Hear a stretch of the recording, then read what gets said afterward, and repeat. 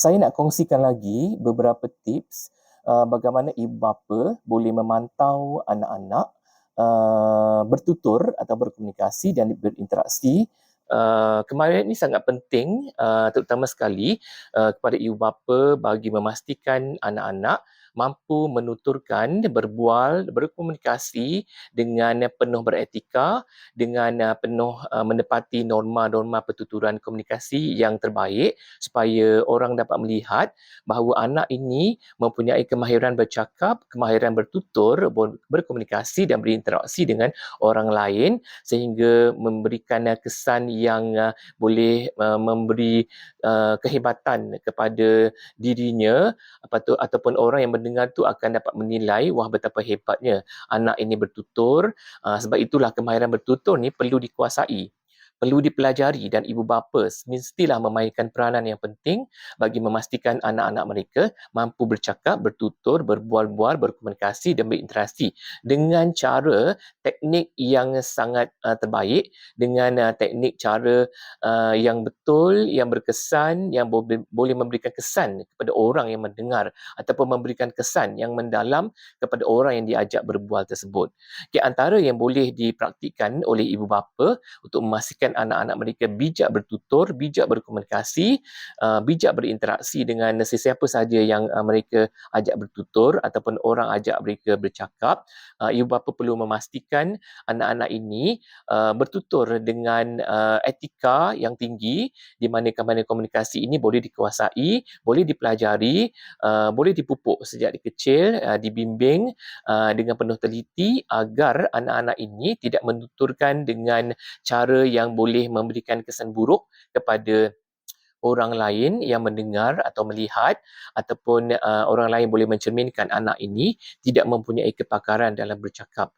Sangat penting ya sekarang ini kalau kita lihat anak-anak sekarang bercakap dengan um, tidak mempunyai nada, ataupun tidak mempunyai laras, tidak mempunyai pemilihan kata yang tepat dan bersesuaian yang boleh mengagumkan orang yang mendengar.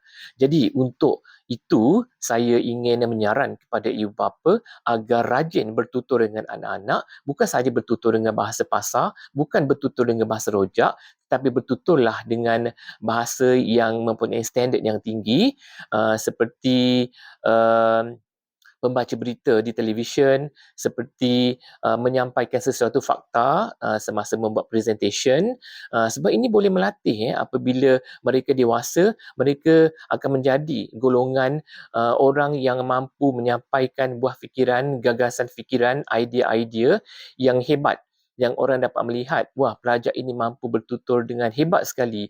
Daripada manakah dia belajar? Siapakah ibu bapa yang mengajar? Siapakah guru-guru yang mengajar? Dan bagaimanakah cara bertutur yang sangat hebat ini dipraktikkan? Adakah baru belajar sekarang terus pandai bertutur dalam bahasa Melayu dengan cara yang terbaik, ataupun telah dipupuk sejak kecil lagi?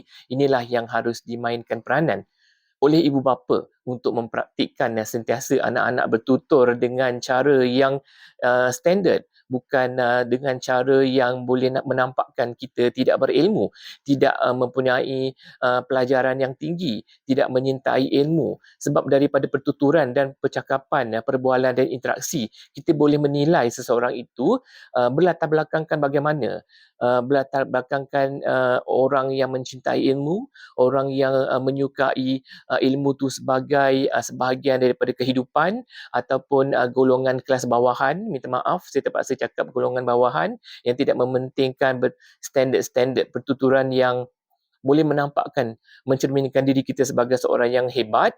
Ini sangat penting sebenarnya. Jadi ibu bapa memainkan peranan yang sangat penting, dan ibu bapa sendiri mestilah menguasai ilmu bertutur ini agar dapat diturunkan kepada anak-anak.